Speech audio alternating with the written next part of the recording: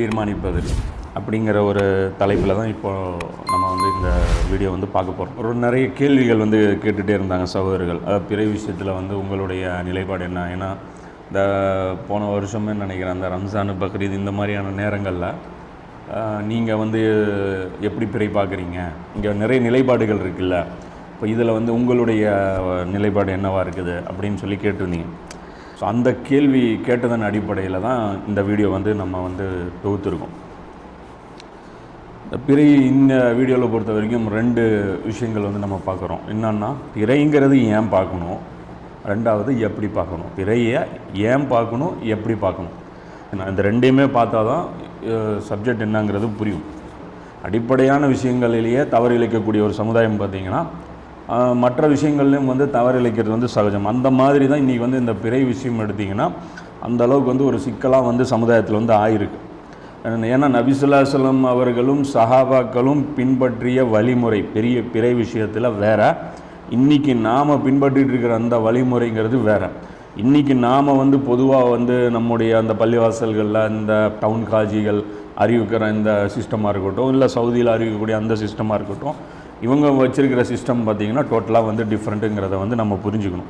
வாழையடி வாழையாக கரெக்டாக தானே பார்த்துட்டு வருவாங்க, அது எப்படி வழியில் மாறிடுவாங்க அப்படின்னா, இப்போ அடிப்படையான விஷயங்கள் எவ்வளோ தூரம் மாறி போயிருக்கோம் அப்படிங்கிறத நீங்கள் உணரும் போது இதுலேயும் வந்து மாற்றம் அடைந்திருக்கிறதுக்கு வாய்ப்பு இருக்குது அப்படிங்கிறத வந்து நீங்கள் புரிஞ்சுக்கலாம். 3 விதமான நடைமுறைகள் வந்து இப்போ நம்மை சுற்றி வந்து இருக்குது. இப்போ தமிழ் பேசக்கூடிய முஸ்லீம்கள் மத்தியில் பிறை பார்ப்பதில் பார்த்திங்கன்னா 3 அல்லது 4 விதமானது, 3 தான் பாப்புலரானது. இந்த 3 விதமான நடைமுறை வந்து இப்போ சமீபத்தில் சமுதாயத்தில் வந்து நிலவிட்டுருக்கு. முதல் நடைமுறை எதுன்னு பார்த்திங்கன்னா, ஒரு மாநிலத்திற்கு ஒரு பிறை, அதாவது ஒரு மாநிலம் வந்து சேர்ந்து டிக்ளேர் பண்ணும். தமிழ்நாட்டில் ஒரு பிறை பார்த்துட்டாங்கன்னா அது தமிழ்நாட்டை சார்ந்தது, கேரளாவில் ஒரு பிறை பார்த்தாங்க அப்படின்னா அது கேரளாவுக்கு சார்ந்தது.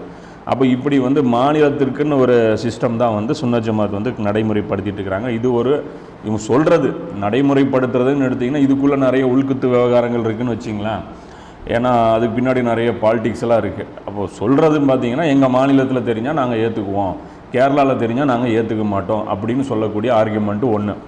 ரெண்டாவது ஆர்கியூமெண்ட்டுன்னு பார்த்திங்கன்னா, சவுதியை பேஸ் பண்ணி நாங்கள் ஏற்றுக்குவோம், சவுதியில் வந்து பெற தெரிஞ்சிருச்சு அப்படின்னா அதை நாங்கள் ஏற்றுக்குவோம், ஏன்னா உலகத்துக்கே வந்து கிபிலா வந்து சவுதி தானே, ஸோ சவுதியில் வந்து பெற தெரிஞ்சது அப்படின்னா நாங்கள் ஏற்றுக்குவோம் அப்படின்னு சொல்லக்கூடியது ரெண்டாவது சார்ந்த ஒரு இது. இன்னொன்று பார்த்திங்கன்னா, சிலர் பார்த்திங்கன்னா சொல்ல மாட்டாங்க சவுதியை ஃபாலோ பண்ணுறேன்ட்டு, ஆனால் உள்ளுக்குள்ளே பார்த்திங்கன்னா சவுதியிலேருந்து ஆர்டர் வந்துருச்சுன்னா அதை தான் ஃபாலோ பண்ணுவாங்க. ஆனால் அது ஹிடன் அஜெண்டாக வச்சுருப்பாங்களே தவிர அது ஓப்பனாக வந்து சொல்ல மாட்டாங்க.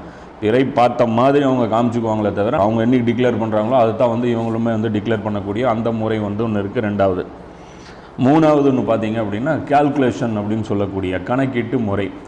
இது வந்து கால்குலேஷன் அப்படின்னா பிறை பார்ப்பது தேவையில்லை அப்படின்ட்டு இல்லை, பிறையையும் பார்ப்பார்கள், கணக்கையும் காட்டுவார்கள், அது 2யுமே மெர்ஜ் ஆகுது அப்படின்னு சொல்லி அந்த அடிப்படையில் ஒரு கேலண்டரும் வந்து இவங்க வெளியிட்டிருக்காங்க. இவங்க யாருன்னு பார்த்தீங்கன்னா ஹிஜ்ரி கமிட்டி அப்படின்னு சொல்லி அழைக்கக்கூடிய சகோதரர்கள். இவர்கள் பார்த்திங்கன்னா இந்த திருநெல்வேலி பக்கத்தில் இருக்கக்கூடிய ஏர்வாடி, அந்த ஏர்வாடியிலிருந்து இயங்கக்கூடிய ஒரு அமைப்பு இது இந்த ஹிஜ்ரி கமிட்டி அப்படின்னு சொல்லிட்டு இந்த சகோதரர்கள் வந்து பரவலாக இன்றைக்கி பார்த்திங்கன்னா தமிழ்நாடு ஃபுல்லாகவே இவங்களுடைய பிரச்சாரம் வந்து போய் சேர்ந்துருக்கு. பரவலாக இந்த கருத்தும் வந்து எல்லா ஊர்லேயுமே ஒரு சின்ன கூட்டம் வந்து இதை ஃபாலோ பண்ணிகிட்டே வராங்க. இப்போ இந்த 3 நிலைப்பாடுகள் இருக்குது.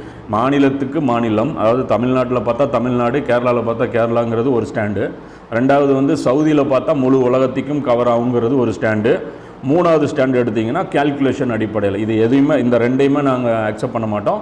மூணாவது வந்து இந்த சயின்டிஃபிக் கால்குலேஷன் அடிப்படையில் நாம் எடுத்துக்கிறோம் அப்படிங்கிறது மூணாவது ஒரு ஸ்டாண்டு. அப்போது இந்த 3க்குள்ளேயே வந்து எது சரி, எது நபி வழிப்படி அப்படின்னு பார்த்துட்டோம்னா மற்றது எல்லாமே வந்து தேவையில்லாதது அப்படின்னு சொல்லி ஆயிரும்.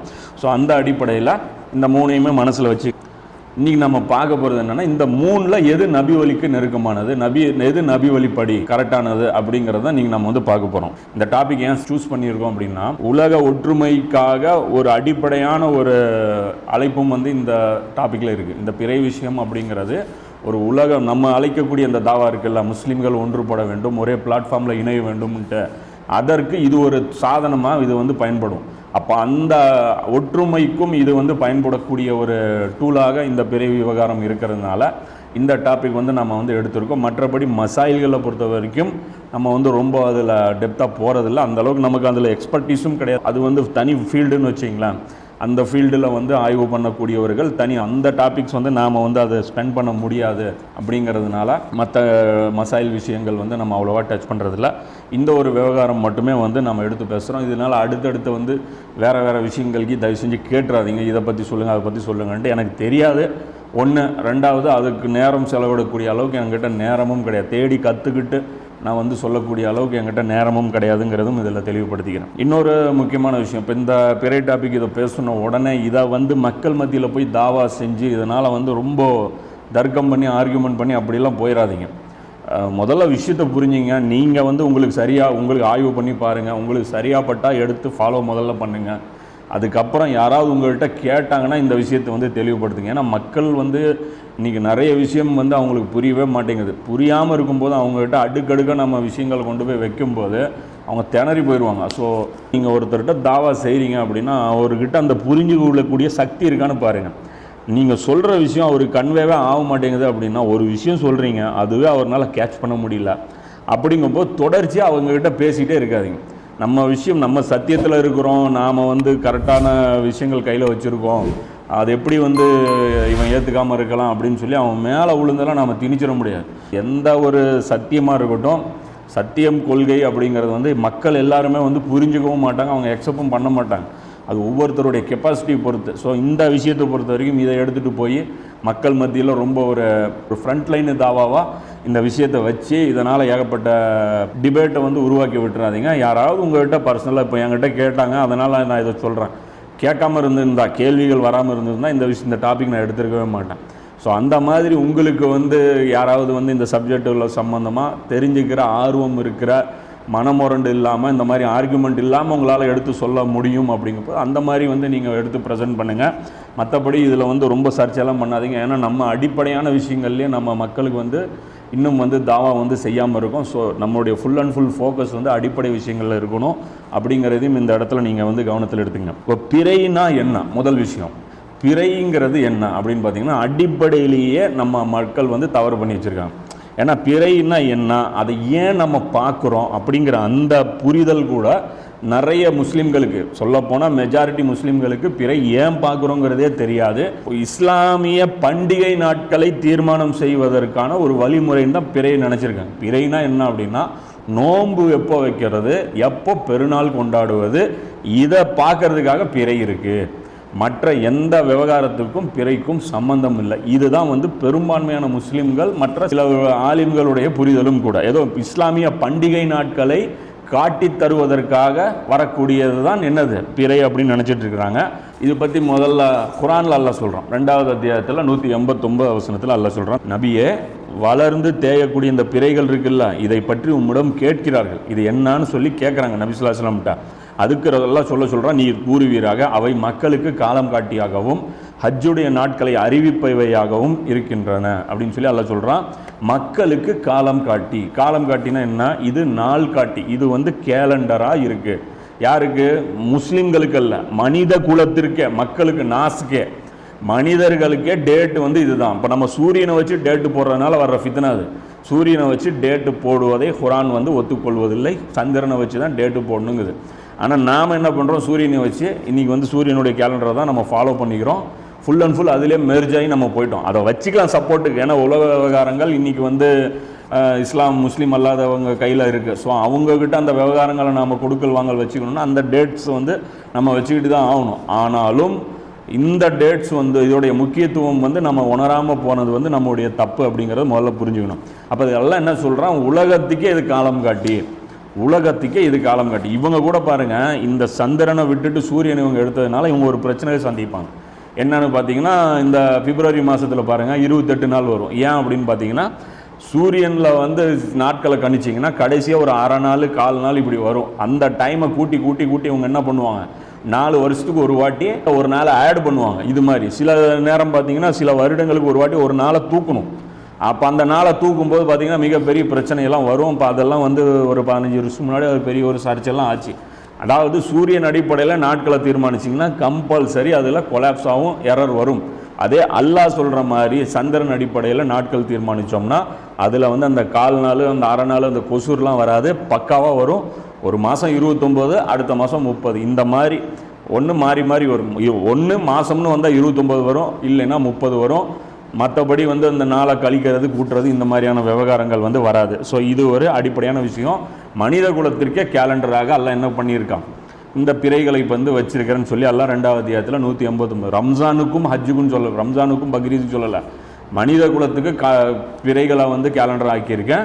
ப்ளஸ் ஹஜ்ஜுக்கு டைம் வந்து டிசைட் பண்ணக்கூடிய ஒரு டூலாகவும் அது யூஸ் ஆகுது அப்படின்னு அல்லாஹ் சொல்கிறான். இது 2வது அத்தியாயத்தில் 189. அடுத்து 10வது அத்தியாயத்தில் 5வது வசனத்தில் அல்லாஹ் சொல்கிறான், அவன்தான் சூரியனை பிரகாசமாகவும் சந்திரனை ஒளி உள்ளதாகவும் ஆக்கினான். இதனால் ஆண்டுகளின் எண்ணிக்கையையும் காலக்கணக்கையும் நீங்கள் அறிந்து கொள்ளும் பொருட்டு சந்திரனுக்கு மாறி மாறி வரும் பல படித்தரங்களை உண்டாக்கினான். இந்த சந்திரனை நான் என்ன பண்ணிட்டேன், ஒரே ஷேப்பில் நான் வைக்கல. சூரியன் ஒரே ஷேப்பில் டெய்லி ஒரே மாதிரி உதிக்கும், ஒரே மாதிரி மறையும். ஆனால் சந்திரனை மட்டும் நான் என்ன பண்ணேன், ஷேப் வந்து மாற்றி மாற்றி வர வச்சேன். ஏன்னா ஆண்டுகளின் எண்ணிக்கை, இந்த வருடங்களை கணக்கிடுவதற்கும் காலக்கணக்கை நாட்களை வந்து நீங்கள் கண்டுபிடிக்கிறதற்கும் இது வர்றதுக்காக நான் இது பண்ணேன். அல்லாஹ் உண்மையான தக்க காரணம் கொண்டு அல்லாமல், இது ஒரு ரீசனுக்காக நான் செஞ்சு வச்சுருக்கேன், அல்லாமல் வேறு எதற்காகவும் இவற்றை நான் படைக்கவில்லை அப்படின்னு சொல்லி அல்லாஹ் சொல்கிறான். அறிவுள்ள மக்களுக்கு தன் அத்தாட்சிகளை விவரிக்கிறான். புத்திசாலிகள் இதை வந்து பார்த்து யூஸ் பண்ணிக்கங்க அப்படின்னு சொல்லி அல்லாஹ் சொல்கிறான் 10வது அத்தியாயத்தில் 5வது வசனத்தில். ஸோ இந்த பிறைகளுடைய இந்த ஷேப்ஸ் வந்து பார்த்திங்கன்னா, சூரியன் சந்திரன் பார்த்திங்கன்னா ஒரு நாளைக்கு இப்படி கீத்து மாதிரி இருக்கும், இன்னொரு நாளைக்கு பார்த்திங்கன்னா ஆஃப் இருக்கும், இன்னொரு நாளைக்கு பார்த்திங்கன்னா முழுசாக இருக்கும், அப்புறம் சின்னதாக மறையும், அப்புறம் பார்த்திங்கன்னா இங்கே தெரியும், ஒரு நாளைக்கு பார்த்திங்கன்னா இங்கே தெரியும். இந்த இப்படி சுற்றி சுற்றி இந்த மாறி மாறி வரக்கூடிய இந்த நிகழ்வுகள் எல்லாமே நீங்கள் வந்து நாட்களையும் வருடங்களையும் கணக்கு போடுவதற்காகத்தான் அப்படின்னு சொல்லி அல்லாஹ் வந்து இந்த இதில் சொல்கிறான். ஸோ பேஸ் வந்து புரிஞ்சுங்க, இந்த பிறையுடைய வடிவங்கள் மொத்த கேலண்டரே டிசைட் பண்ணுறது தானே தவிர ரம்ஜானில் நோன்பு வைக்கிறதுக்கும் பெருநாள் கொண்டாடுவதற்குமான சாதனம் கிடையாது. ஒட்டுமொத்த உங்களுடைய டெய்லி டேட்டவே இதை வச்சு தான் தீர்மானம் பண்ணுங்கிறது தான் குர்ஆன் வந்து சொல்லக்கூடிய விஷயம். நம்ம இந்த காலம் வந்து மனித வாழ்க்கையில் எப்படி இப்படிலாம் யூஸ் ஆகுது அப்படிங்கிறத ஒரு சிம்பிளாக பார்த்துக்குவோம். அப்போ ஒரு நாளுங்கிறது பூமி தன்னை தானே சுத்திக்கிறது. என்னது, பூமி வந்து தன்னை தானே சுத்திக்கிறது. ஒரு நாள், ஒரு இரவு, ஒரு பகல் வரக்கூடியது ஒரு நாள். அடுத்தது பார்த்தீங்க அப்படின்னா ஒரு மாதம். ஒரு மாதம் அப்படிங்கிறது என்னன்னு பார்த்தீங்கன்னா, சூரியனை நாம வந்து சுத்திட்டு இருக்கிறோம். பூமி வந்து சூரியனை நடுவில் நிற்கும், சூரியனை வந்து நாம வந்து சுத்திட்டு இருக்கோம். இப்போ நம்மளை ஒன்று சுத்துது, எதுன்னு பார்த்தீங்கன்னா அதுதான் சந்திரன். சந்திரனுக்கு வேலையே என்னன்னா, அது நம்மளை சுத்தும், பூமியை வந்து அது சுத்தும். இப்படி வந்து இது வந்து நம்மளை ஒரு ரொட்டேஷன் பண்ணுறது இருக்கு பாருங்க, இதுக்கு பேர் ஒரு மாதம். சில சமயம் ஒரு 29 நாளில் சுற்றும், சில சமயம் 30 நாளில் இது ஒரு ரொட்டேஷன் அடிக்கும். ஒரே மாதிரி அடிக்காது, 29 அல்லது 30 வந்து அது வந்து அந்த ரொட்டேஷன் வந்து முடியும். அப்போ இதற்கு பேர் வந்து ஒரு மாதம். இது மாதிரி இந்த பூமி வந்து சூரியனை ஒரு ரவுண்ட் இப்படி சுற்றுறதுக்குள்ள சந்திரன் நம்மளை 12 தடவை சுற்றிடும். அப்போ ஒரு தடவை சுற்றினா ஒரு மாதம், 12 தடவை சுற்றிச்சுன்னா 12 மாதம். அப்போ நாம் சூரியனை இப்படி சுற்றிட்டு வர்றதுக்குள்ள சந்திரன் நம்மளை 12 வாட்டி இப்படி சுற்றிடும். இதற்கு பேர் 12 மாதம் கொண்ட ஒரு வருடம் அப்படிங்கிறது இது கணக்கு. இதில் வாரம் அப்படின்னு கணக்கு எடுத்திங்கன்னா, வாரம் வந்து எப்படி பிரித்தாங்க, வாரம் வந்து எப்படி பிரிக்கிறாங்கன்னு பார்த்தீங்கன்னா, இந்த சந்திரன் இருக்குல்ல, இந்த சந்திரன் வந்து பார்த்தீங்கன்னா நியூ மூன் அப்படின்னு சொல்லி தொடங்கும். அது வந்து ஃபஸ்ட்டு 7 நாள் வர்றது பார்த்தீங்கன்னா ஒரு ஃபஸ்ட்டு குவார்ட்டர்னு வரும், அதுக்குள்ளே இருக்கக்கூடியது ஒரு ஷேப் இருக்கும். ரெண்டாவது 7 நாள் பார்த்தீங்கன்னா செகண்ட் குவார்ட்டர், அது ரெண்டாவது ஒரு ஷேப் வந்து அது பௌர்ணமிக்கு வரும், அது வளர்ப்பிறை. வளர்ப்பிறையில் பாதி சந்திரன் வரைக்கும் வர்றது 7 நாள், அது வந்து ஒரு வீக், ஒரு வாரம், 7 நாட்கள் கொண்டது ஒரு வாரம். அடுத்த 7 நாளில் அந்த சந்திரன் பார்த்தீங்கன்னா பௌர்ணமியாகவும், அடுத்த 7 நாளில் அப்படியே பாதியாக குறையும், அடுத்த 7 நாளில் அமாவாசை வந்துடும், இது மறைஞ்சிரும். இதுதான் வந்து ஒரு வாரம்ங்கிற அந்த கணக்கு. இதில் வந்து முதல் நாள் திங்கட்கிழமை, கடைசி நாள் ஞாயிற்றுக்கிழமை, இதுதான் வந்து சைக்கிள். மனித வாழ்க்கையில் இந்த கணக்குகள் நம்ம எல்லாமே யூஸ் பண்ணலும், இல்லைன்னா நம்மளால் இந்த உலகத்தில் வாழ முடியாது.